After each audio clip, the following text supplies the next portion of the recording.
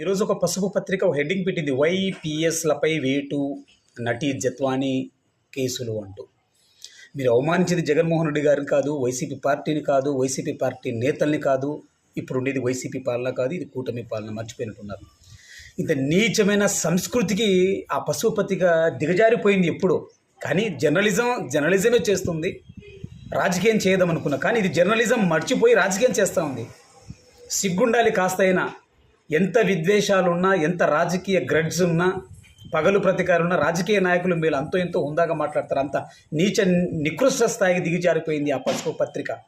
Journalism ఎప్పుడో మర్చిపోయింది. మీరు తలకిందలుగా తపస్సు చేసిన ఐఏఎస్లు ఐపీఎస్లు కాలేరు. ఈవీఎంలను మెయింటైన్ చేసుకుంటే ఎమ్మెల్యేలు కాగలరు, పత్రికలను అడ్డం పెట్టుకొని.